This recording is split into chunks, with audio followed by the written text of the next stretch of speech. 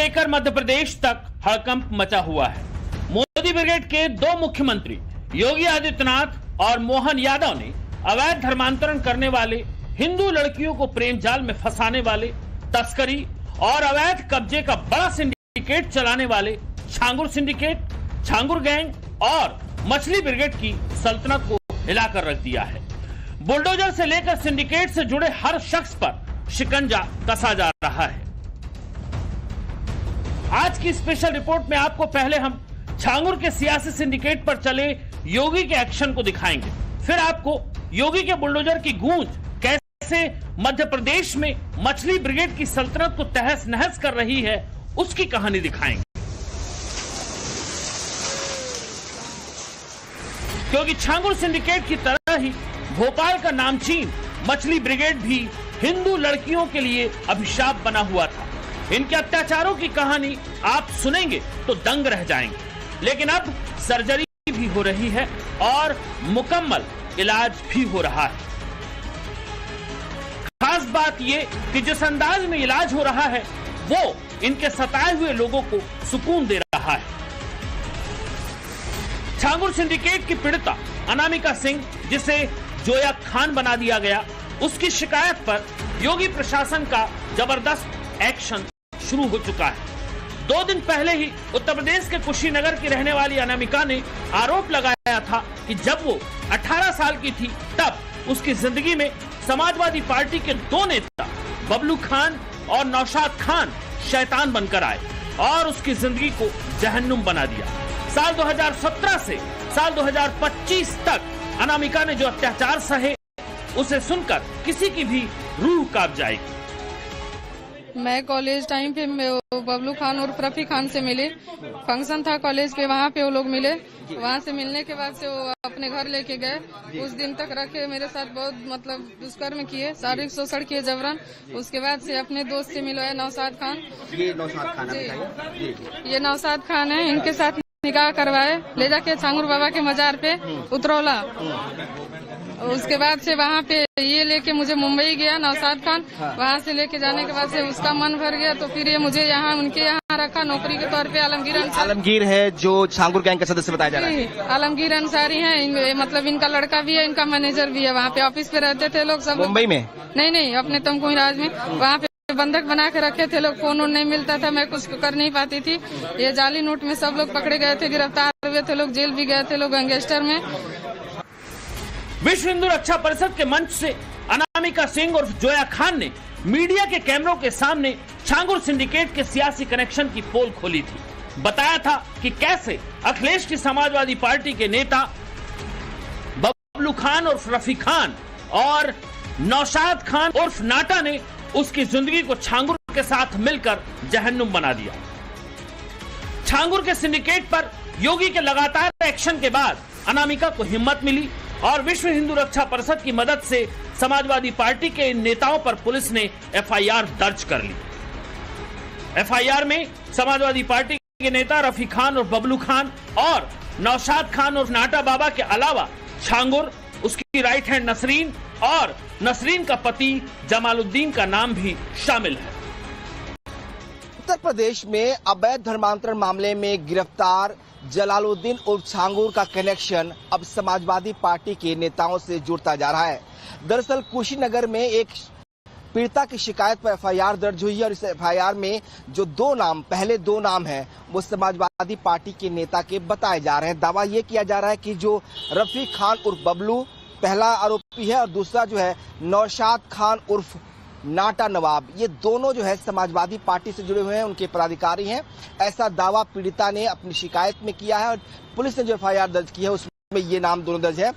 तीसरे नंबर पर जो नाम है वो हासिम खान का है और चौथे नंबर पर जलालुद्दीन उर्फ छांगुर बाबा का नाम भी दर्ज है। हालांकि 5वां नाम नीतू रोहरा और 6ठा नाम जो है जमालुद्दीन का है।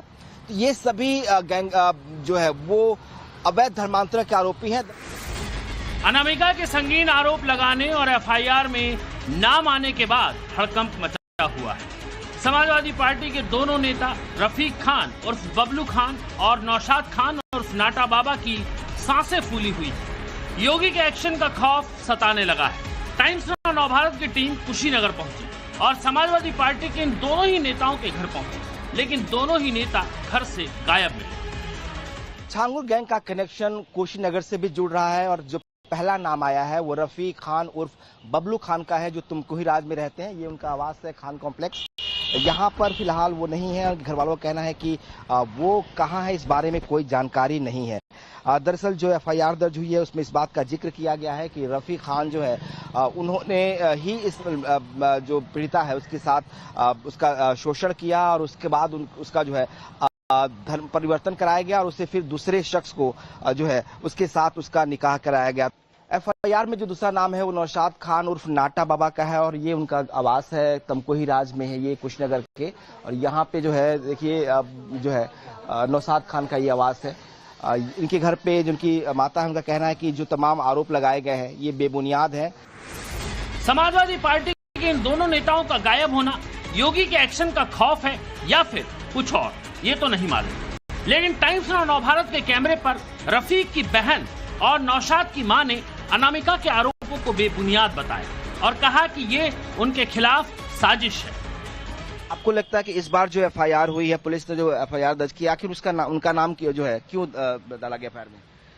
ये राजनीतिक दोष के चलते डाला गया है, क्योंकि ये बड़े पोस्ट में है सपा में और सपा बनाम भाजपा, ये उनपे बेबुनियाद आरोप लगाया जा रहा है।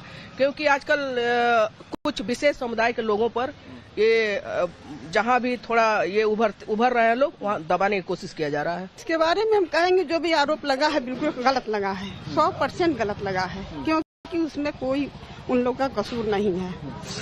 ये दुश्मनी लगाई है। इससे पहले एक कांड हुआ है जिसमें कि देशद्रोही, बम विस्फोट ये सब लेके सब फंसाया गया था।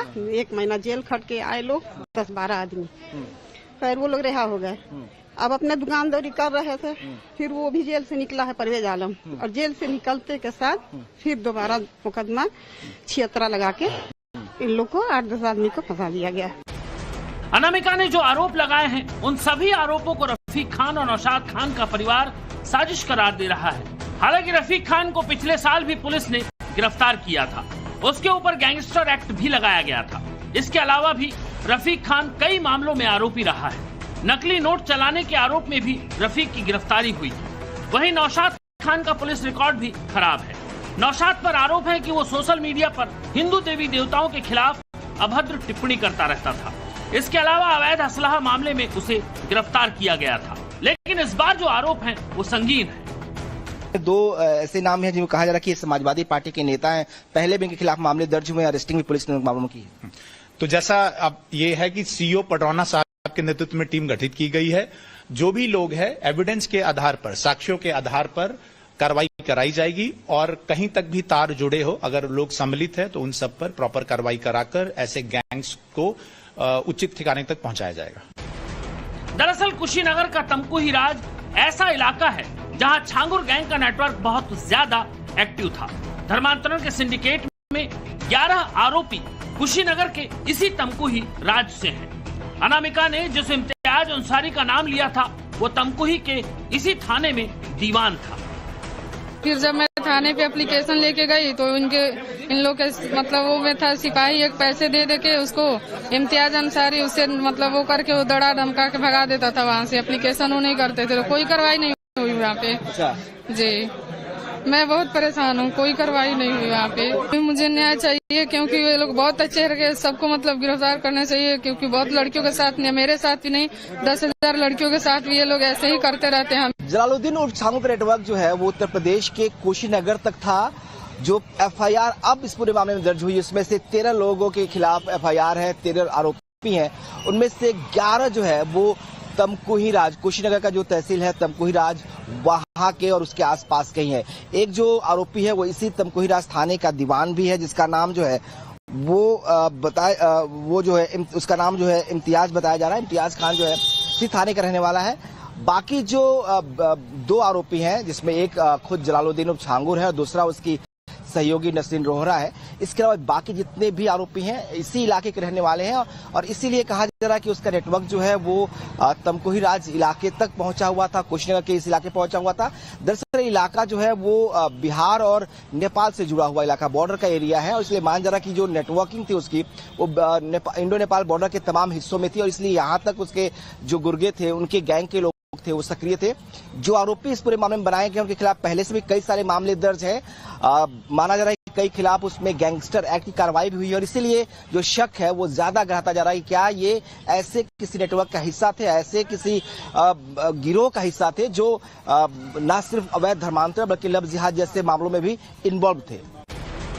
आपको बता दें कि रफी खान को जब गिरफ्तार किया गया था तब इसके मोबाइल से सैकड़ों महिलाओं की अश्लील तस्वीरें और वीडियो बरामद हुए थे। इस इलाके में मुस्लिम लड़के नाम बदलकर हिंदू लड़कियों को अपने जाल में फंसाते थे और लव जिहाद करते थे। देखिए, जहां जहां अपराध होता है, जहां जहां अपराधी होते हैं, समाजवादी पार्टी का जुड़ाव सीधे सीधे वहां पाया जाता है।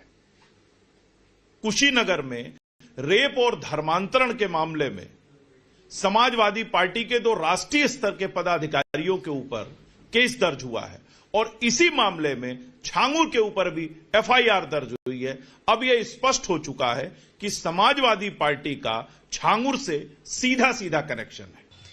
समाजवादी पार्टी के वरिष्ठ नेताओं से वित्त पोषित लोग हैं, इनके कनेक्शन यहाँ जुड़े हुए हैं। और एक बात बताना भी चाहता हूं, जो आलमगीर है वो बिहार का रहने वाला है और कुशीनगर में जब आया तो अचानक से इतना बड़ा कारोबार कहां से पैदा हुआ। मेरा ये कहना है कि जो बिहार से आलमगीर यहाँ पे आए हैं, शहाबुद्दीन गैंग से इनका सीधा संबंध रहा है। शहाबुद्दीन के मरने के बाद, माफिया शहाबुद्दीन के मरने के बाद उनकी पूरी पैसे आलमगीर के द्वारा कुछ न लगाया जा रहा है। इसकी भी जांच होगी और भारतीय जनता पार्टी की सरकार है, पूज्य महाराज जी मुख्यमंत्री हैं, जीरो टॉलरेंस पे हम काम कर रहे हैं। एक एक बिंदु पे गहनता से जांच होगी और बड़ी कार्रवाई कराई जाएगी। योगी तब तक नहीं छोड़ेंगे जब तक छांगुर का पूरा सिंडिकेट तहस नहस ना हो जाए। सनातन से खिलवाड़ और धर्मांतरण का ये धंधा कहीं बर्दाश्त नहीं होगा। मध्य प्रदेश के भोपाल में आज मछली परिवार पर बुलडोजर कब्जा है। मछली गैंग का किला मध्य प्रदेश में मिट्टी में मिला दिया गया। शारिक मछली के अवैध साम्राज्य को मोहन यादव सरकार ने जमींदोज कर दिया। तकरीबन 20 करोड़ से ज्यादा की कीमत वाली उस आलीशान कोठी के बुलडोजर ने परखच्चे उड़ा दिए। ड्रग तस्करी और रेप केस में मुख्य आरोपी शारिक के परिवार की 3 मंजिला कोठी सरकारी जमीन पर कब्जा करके बनाई गई थी। 6 जेसीबी और पोकलेन मशीनों से तकरीबन 10,000 स्क्वायर फीट से ज्यादा की सरकारी जमीन पर बनाई गई इस अवैध कोठी को कई बुलडोजर लगाकर तोड़ा गया। मछली परिवार के अवैध साम्राज्य के खिलाफ कुछ दिन पहले भी बुलडोजर की कार्रवाई हुई थी। तब तकरीबन 100 करोड़ रुपए की अवैध प्रॉपर्टी को जमींदोज किया गया था। भोपाल का मछली परिवार एक ऐसा परिवार है जो अपनी आपराधिक गतिविधियों की वजह से हमेशा चर्चा में रहा, लेकिन सियासी सरपरस्ती की वजह से अब तक इस परिवार पर किसी ने हाथ नहीं डाला। वरना ड्रग तस्करी से लेकर अवैध हथियारों की तस्करी और फिरौती में ये परिवार शामिल रहा है। लेकिन सबसे संगीन आरोप लव जिहाद और यौन शोषण के हैं। इस मछली परिवार पर लव जिहाद और कॉलेज छात्राओं को नशे की लत लगाकर यौन शोषण करने के आरोप लगे हैं। यासिन और शाहवर मछली पर भोपाल के तमाम थानों में यौन शोषण के आरोप दर्ज है। लेकिन अब मछली परिवार की उल्टी गिनती शुरू हुई है। धर्मांतरण और लव जिहाद करने वालों का जो हाल योगी ने यूपी में किया, उसी रास्ते पर मध्य प्रदेश की मोहन यादव सरकार है। जो हाल किया है वो सबके सामने है। अवैध सल्तनत धुआं धुआं है। छांगुर हो या मछली, मैसेज क्लियर है। बक्सा किसी को नहीं जाएगा, चाहे फिर कोई कितना ही ताकतवर क्यों ना हो।